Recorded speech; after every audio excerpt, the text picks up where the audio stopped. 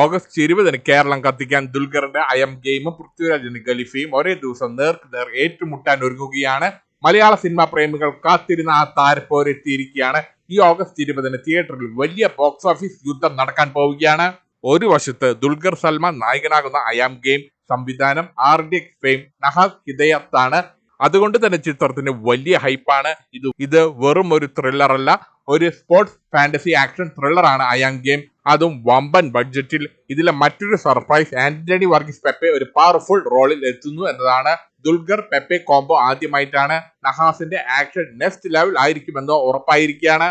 മറുവശത്ത് മലയാളത്തിന്റെ pan Indian star പൃഥ്വിരാജിന്റെ ഖലീഫയാണ്. പേര് പോലെ തന്നെ ഇതൊരു പക്ക മാസ് ആക്ഷൻ ചിത്രമായിരിക്കും. വൈശാഖ് ഒരുക്കുന്ന ഖലീഫയുടെ ഏറ്റവും വലിയ ഹൈലൈറ്റ്, ചിത്രത്തിൽ മോഹൻലാലിന്റെ 5 മിനിറ്റ് ക്യാമിയോ ആണ്. ലാലേട്ടൻ പൃഥ്വിരാജ് കോംബോ തിയേറ്ററിൽ പൂരപ്പറമ്പാകും എന്ന് ഉറപ്പായിരിക്കുകയാണ്. അതുപോലെ ടൊവിനോ തോമസും ഖലീഫയിൽ ഒരു പ്രധാന വേഷത്തിൽ എത്തുന്നുണ്ട്. അപ്പോൾ ഈ ക്ലാഷിൽ ആരായിരിക്കും ജയിക്കുന്നത്? ടീം ദുൽഖറാണോ അതോ ടീം പൃഥ്വിരാജ് ആണോ? ആദ്യം നിങ്ങൾ ഏത് പടത്തിന് ടിക്കറ്റ് എടുക്കും? നിങ്ങളുടെ അഭിപ്രായം താഴെ കമന്റായി രേഖപ്പെടുത്തുക.